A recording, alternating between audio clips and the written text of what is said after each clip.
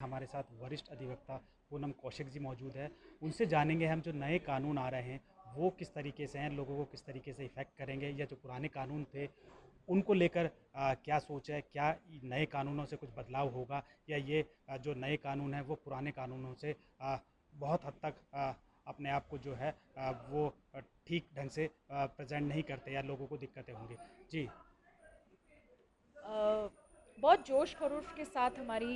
ये जो मौजूदा केंद्र की सरकार हैं, पिछले अपने अपने टेन्योर में इन्होंने कहा कि ये देश की पूरी कानून व्यवस्था को बदल देंगे और नई तीनों कानून इन्होंने नोटिफाई किए। दिसंबर 2023 में इन्होंने बोला कि 1 जुलाई से इनका अमल ये करेंगे। इतना बड़ा देश हमारा, इतने पुराने कानून, और उन कानूनों के अंदर अगर हम बात करें सीआरपीसी के,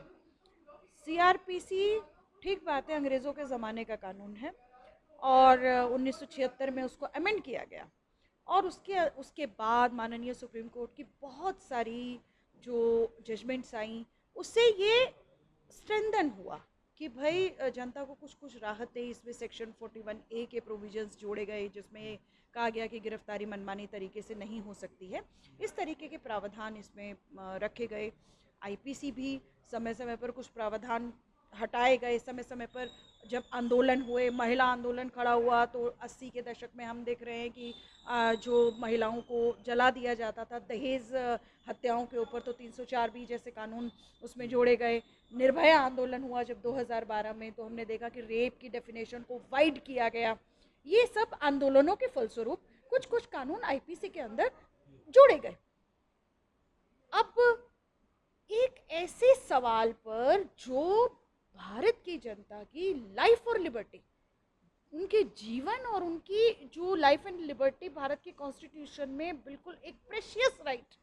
एक बहुमूल्य, एक अमूल्य अधिकार भारत के लोगों का है, भारत के नागरिकों का अधिकार है ये, जिसकी रक्षा बार बार सुप्रीम कोर्ट ने की है, जिसकी रक्षा करने की बार बार सुप्रीम कोर्ट सभी अदालतों को, एजेंसियों को गारंटी करने की बात करते हैं, और क्योंकि भारत का संविधान इसकी गारंटी देता है। अब क्रिमिनल लॉ में अमेंडमेंट करके जो मौजूदा आईपीसी, जिसका नया नाम उन्होंने दिया है भारतीय न्याय संहिता, उसके अंदर आप बदलाव करके क्या सच में भारत की जनता की लाइफ और लिबर्टी की गारंटी होगी? क्या वो बची रहेगी? ये मानदंड था जिसके ऊपर कंसल्टेशन करवाई जानी चाहिए थी व्यापक तौर पर। अभी कुछ हम अगर पोस्ट देखें सरकार की, तो उसमें आता है कि हमने 250 से ज़्यादा सेमिनार हमने करे, हमने कुछ कंसल्टेशन करी, पर 140 करोड़ की आबादी वाले देश के अंदर 250 सेमिनार, कुछ लाख कर्मचारियों की आप ट्रेनिंग सिर्फ, जबकि ये सवाल व्यापक भारत जनता की लिबर्टी को अफेक्ट करेंगे, ये बहुत थोड़ा है। जिस तरीके से कंसल्टेशन करवाई जानी चाहिए थी, बार एसोसिएशंस को इंक्लूड करना चाहिए था, बार काउंसिल को इन्वॉल्व करना चाहिए था इस कंसल्टेशन में, जो प्रैक्टिसिंग लॉयर्स हैं उनको इन्वॉल्व किया जाना चाहिए था, तब जाकर के ये देख करके कि क्या इन कानूनों के अंदर कोई बदलाव करने की आवश्यकता है, पर किस तरह के बदलाव किए जाएंगे। मैं अगर बात करूं स्पेसिफिक आईपीसी की, आईपीसी के अंदर, आईपीसी यानी भारतीय दंड सही। संहिता, जो कि एक जनरल लॉ है। जनरल लॉ है, पुलिस को पता है कि ठीक है कौन सा ऑफेंस होने पर व्यक्ति को किस अपराध के तहत गिरफ्तार किया जाएगा, क्या मुकदमा बनेगा, क्या नहीं बनेगा। बहुत बार अदालतें तो इसीलिए होती है ना, पुलिस तो अपनी मन मर्जी से कोई भी मामले के अंदर केस को बना दिया, ठीक है, ट्रायल के अंदर बहस होती है, अदालत के अंदर बहस होती है कि नहीं ये वाली सेक्शन ठीक नहीं है, इस वाली धारा के अंदर बनना चाहिए, नहीं ये वाली धारा ठीक नहीं है, इस वाली जोड़ा गया है। कुछ प्रावधान की अगर मैं बात करूं, इसमें टेरर एक्ट, यानी कि आतंकवाद को एक अपराध के तौर पर एक जनरल लॉ में जोड़ दिया गया है। जबकि हमें जानना चाहिए, ये मालूम ही है कि हिंदुस्तान के अंदर बार बार टेरर के लॉज को डील करने के लिए, स्पेसिफिक टेरर एक्ट्स को डील करने के लिए, आतंकवाद का विरोध करते हुए उसकी रोकथाम करने के लिए विशेष कानून समय समय पर आते रहे। वो अलग बात है कि वो कितने सही कानून थे और उनको भी हटाया गया, जैसे टाडा हटा, जैसे पोटा हटा, और वैसे ही मौजूदा समय पे यूएपीए यूएपीए एक विशेष कानून है, एक विशेष कानून है जो आतंकवाद को डील करता है, जिसमें डिफाइन किया गया है, जिसमें जिसमें डिफाइन किया गया है कि कौन सी गतिविधियों को आतंकी गतिविधि माना जाएगा। वो एक अलग बात है कि ये यूएपीए दरअसल में भारतीय संविधान की मूल आत्मा के खिलाफ कानून है और इसको रिपील होना चाहिए। लेकिन इस विशेष लॉ का मैं इसका जिक्र इसलिए कर रही हूँ कि इस विशेष लॉ को एक लागू करने के लिए, मान लीजिए आपने किसी व्यक्ति के ऊपर ये कानून लगाना है, तो इसका एक प्रोसीजर है, वो प्रोसीजर है सीआरपीसी के अंदर प्रोसीजर है, इस कानून के अंदर भी प्रोसीजर है कि आपको सीनियर रैंक के अधिकारी की अनुमति के बगैर आप ये कानून का प्रावधान नहीं लागू कर सकते। लेकिन आईपीसी यानी जो भारतीय न्याय संहिता जो अब नया कानून है, उसके अंदर बिना किसी ऐसी रोकथाम के एक साधारण पुलिसकर्मी आईयू है, उसको लगा कि हाँ ये तो एक्ट ऑफ टेरर है, उसने उसके तहत आतंकी गतिविधि के तहत मतलब वो स्पेशल सेक्शन उसमें डाल दिया कि उसके तहत आप किसी एक व्यक्ति को आप आरोपी बना सकते हैं। इस नए कानून के तहत जो है इस नए पुलिस के पास ये पावर हो गई है, पुलिस के पास ये अधिकार हो गया है, जो कि यूएपीए के अंदर एक बचाव था कि विशेष अधिकारी जो होगा, एक स्पेशल रैंक का हाई ऑफिसर होगा, वो सोचेंगे, वो कुछ करेंगे, तब जाकर के ये एक डिफेंस होता था है यूएपीए में। लेकिन अब जब जनरल लॉ में आ गया तो अभी हम देखते हैं, आज ही दिल्ली की खबर है, आपने देखा होगा कि लक्ष्मी नगर थाने के एसएचओ को अरेस्ट किया गया है, आज की खबर है ये। और क्यों? क्योंकि एक होटल के अंदर जाके, जो कि शकूरपुर थाने की जुरिस्डिक्शन में था, उन्होंने रेड की थी, उन्होंने और उनके 4 और लोगों ने। देखिए क्या स्थिति है, अभी के कानून में बहुत सारी प्रिवेंशंस हैं, ठीक है ना, तो भी पुलिस की हाई हैंडेडनेस रोज हम लोग देखते हैं, रोज जनता के सामने ये सवाल रहता है कि भाई झूठे मामले के अंदर गिरफ्तार कर लिया है, गलत तरीके से गिरफ्तार कर लिया है। और जब इस तरह की अनचेक्ड पावर आ जाएगी तो हम ये देख रहे हैं कि सीआरपीसी के अंदर, अच्छा सीआरपीसी को इन्होंने नाम दिया है नागरिक सुरक्षा संहिता, भारतीय नागरिक सुरक्षा संहिता। अब इसमें पहले कुछ प्रावधान होते, दरअसल ये पूरा प्रोसीजर है कि भाई लिबर्टी कैसे आपकी अफेक्ट होती है, पुलिस को कितने अधिकार है, कितने दिन के अंदर चार्जशीट फाइल करनी है, कितने दिन आप कस्टडी में रख सकते हैं, है ना, ये सारा प्रोसीजर, यानी कि पूरे आपका जो आपराधिक का अदालतों को, पुलिस को, है ना, एक एक्यूज्ड को, एक शिकायतकर्ता को क्या क्या अधिकार हैं एक क्रिमिनल ट्रायल में, हाँ एक क्रिमिनल मामले में, ये सारी बातों का चर्चा, ये सारी बातों का पूरा एक सेटल्ड प्रोसीजर सीआरपीसी के तहत दिया गया है। तो इसके अंदर अभी आपने प्रावधान कर दिया है कि 15 दिन से ज़्यादा भी आप कस्टडी में रख सकते हैं लोगों को। बड़े ना शब्दों के साथ भी खेला गया है, जुडिशियल वर्ड हटा के जुडिशियल वर्ड को रखा गया है, पुलिस कस्टडी वर्ड के ऊपर कोई कमेंट नहीं किया गया, यानी अगर बंदा पुलिस कस्टडी में है तो पुलिस कस्टडी ज़्यादा दिन के लिए भी हो सकती है। चार्जशीट फाइल करने का टाइम और ज़्यादा बढ़ा दिया गया है। ये जो देखिए, पहले हम अक्सर होता था कि ठीक है 60 दिन और 90 दिन का मामला होता था, उसके अंदर जो है आप अगर चालान फाइल नहीं हुआ है तो आपको जो है जमानत मिल जाती थी। अभी ये स्पेशल लॉज में ऐसा होता था, यूएपीए में जैसे ये प्रोविज़न है कि 180 डेज का टाइम है, उसके बाद वो टाइम और एक्सटेंड हो सकता है, तो इस तरीके से ये जो पुलिस को ज़्यादा समय दिया गया है। और देखिए विशेष कर किस तरीके से ये सामान्य नागरिक को प्रभावित करता है, कहीं पर इसकी गारंटी नहीं की गई है कि अगर पुलिस समय ज़्यादा मांगती है तो वो जो आरोपी जेल में है उसकी रिहाई होगी। पहले ही आमतौर पर बहुत लंबे समय के बाद सुप्रीम कोर्ट ने लंबे समय से लोगों की लाइफ एंड लिबर्टी को अपहेल्ड करते हुए समय समय पर इस तरह की जजमेंट्स दी हैं कि भाई bail is rule and jail is exception,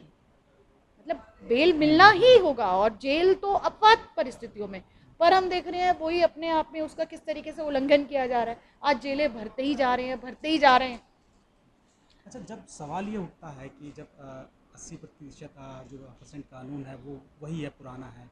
क्या सिर्फ ये इस वजह से कि बदलाव करना है, इस वजह से बदलाव किया गया है कानून में कि अपना नाम दर्ज करना है इतिहास में कि हम लोगों ने जो है नया कानून लेकर आए? देखिए, ये तो इस मुहिम का कुछ ऐसा ही लगता है। ये मुहिम जो है मतलब ये मुहिम दरअसल में बिल्कुल बात ये करते हैं जो कि भाई हमने हमको बदलाव करना है, पर वो बदलाव असल में जन पक्षीय है या नहीं, लोगों तक पहुंचे इसकी इनकी कोई मंशा नहीं है। ये असल में ये जानते हैं कि जिस तरह की ये मुहिम नीतियां लागू कर रही है देश के अंदर, देश की जनता का विरोध में उठना स्वाभाविक होगा और उठ भी रहे हैं, और इसलिए ये अपने दमन तंत्र को मजबूत करने की एक और कोशिश की नज़र से ही ये बदलाव किए गए हैं। इसलिए टेरर एक्ट, इसलिए इसमें सुप्रीम कोर्ट में सेडिशन लॉ को एक तरफ रख दिया गया था, लेकिन अभी इन्होंने जिस तरीके से 152 सेक्शन यानी जो पूरा देशद्रोह का जो पूरा इन नए कानून में भारतीय न्याय संहिता के अंदर जो प्रोविजन डाला गया है, उसमें इन्होंने बड़े स्मार्टली वर्ड लिखा है, sovereignty and integrity of India, देश की अखंडता और एकता, इसके खिलाफ अगर कोई बात करता है तो वो देशद्रोही हो जाएगा। जो कि पहले केवल सरकार शब्द होता था, उसको हटा करके आपने सोवरियनिटी एंड इंटीग्रिटी ऑफ इंडिया शब्द रखा है, जिसका कि बहुत बहुत व्यापक असर होगा। और ये तो देखिए, पुलिस को पावर है, जनता विरोध कर रही है, जनता खड़ी हो रही है कि आज पानी नहीं है, रोजगार नहीं है, आज जनता खड़ी हो रही है कि ठीक है सरकार को जो है उनको उनका असहमति का अधिकार हिंदुस्तान का कानून गारंटी करता है। लेकिन आप जैसे ही असहमत होंगे, पुलिस को अधिकार है कि ठीक है आप तो sovereignty and integrity of India के ऊपर आप सवाल उठा रहे हो, तो पुलिस को अनब्रिटल्ड पावर है। ये बिल्कुल गैर जनवादी परिवर्तन है देश के कानून के अंदर। ये एकदम डार्कोनियन लॉज है, अगर हम कहें तो आम लोगों के खिलाफ है। आम लोग कितने बार, जनता के पास क्या होता है, आम लोगों के पास क्या तरीका होता है, ठीक है सरकार की नीति उन्हें ठीक नहीं लग रही है, सरकार के ऊपर गुस्सा आ रहा है, किसी भी बात के ऊपर लोगों को गुस्सा आ रहा है, वो खड़े हो जाते हैं। उनको जब वो विरोध करने की बात करते हैं, विरोध करने लगते हैं, तो पुलिस फटाफट से कि आप जो है sovereignty and integrity of India के ऊपर सवाल उठा रहे हैं। मतलब पुलिस को ये पावर है, पुलिस को ये पावर हो जाएगी, ये पावर हो जाएगी किसी को भी उठा करके, किसी भी विरोध को, है ना भाई। अब अगर हम प्रदर्शन भी करते हैं, अगर हम प्रदर्शन भी करते हैं, मतलब वो कौन से प्रदर्शन को खींच करके, क्योंकि सवाल तो यही है ना कि पुलिस की इतनी ज्यादा, ऑलरेडी पुलिस को बहुत ज्यादा पावर मौजूदा कानून के अंदर ही है, लेकिन जब इस तरीके से देशद्रोह जैसे कानून को ला करके, है ना, आप किसी भी असेंबली को अनलॉफुल डिक्लेयर कर दीजिए, ठीक है, लोग खड़े हुए हैं, आप अनलॉफुल डिक्लेयर कर दीजिए, क्योंकि तंत्र तो पूरा का पूरा आपका ही है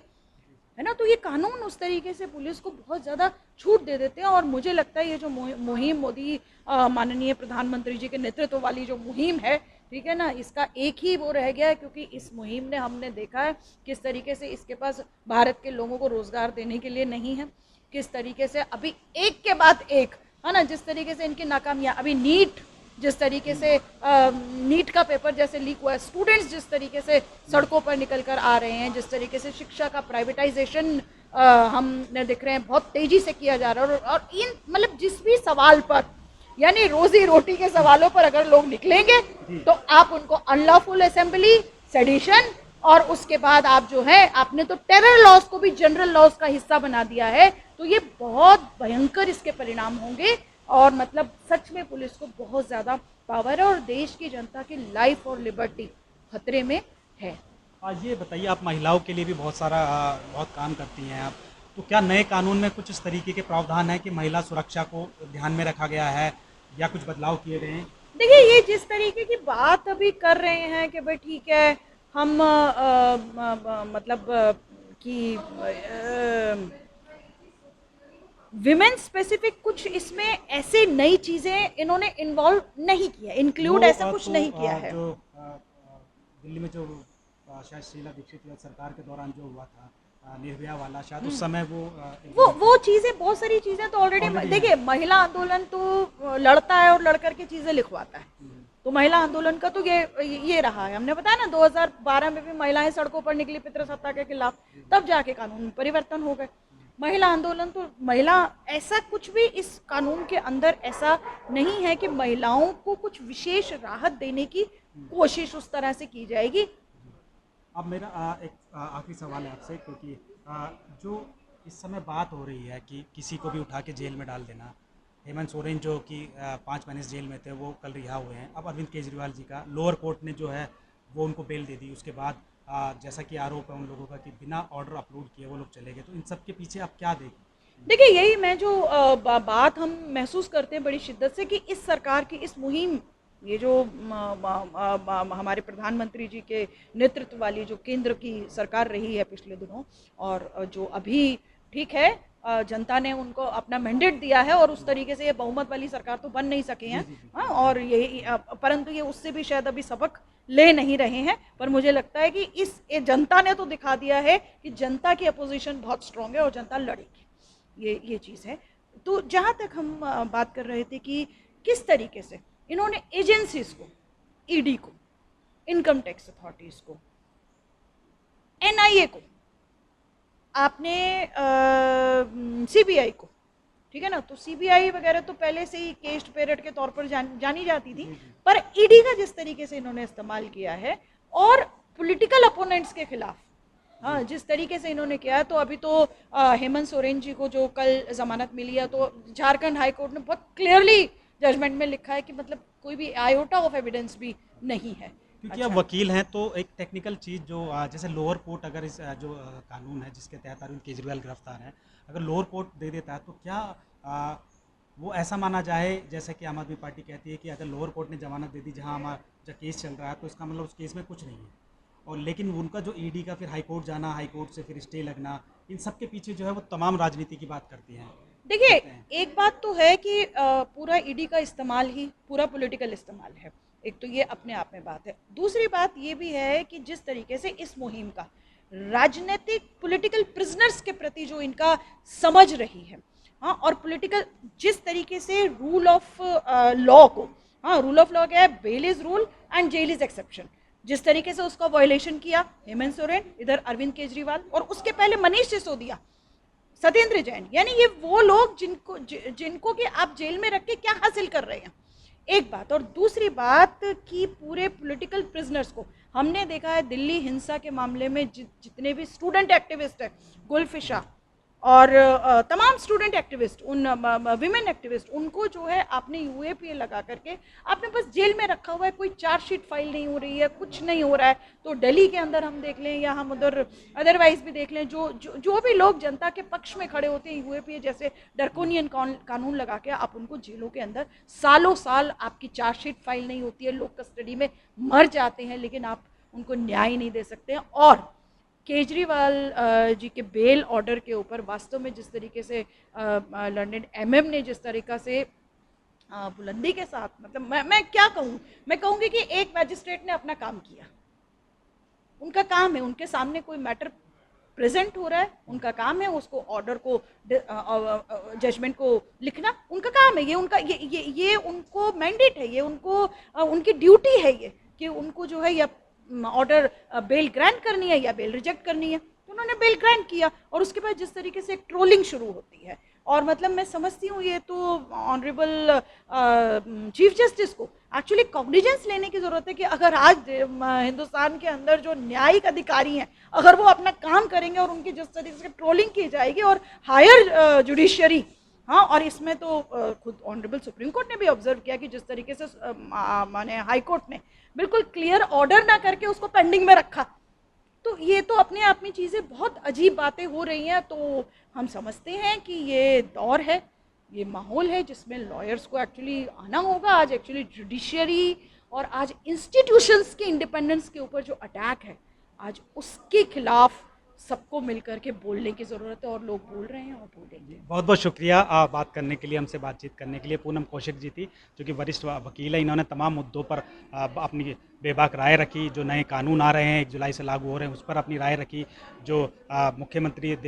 अरविंद केजरीवाल है उनकी गिरफ्तारी से संबंधित जो ऑर्डर थे उन पर अपनी राय रखी। जो हेमंत सोरेन है वो जेल से बाहर आए उन पर इन्होंने अपनी राय रखी। तो ये कैमरा पर्सन फारूक के साथ मैं इकरार खान, 30,000 कोट, दिल्ली।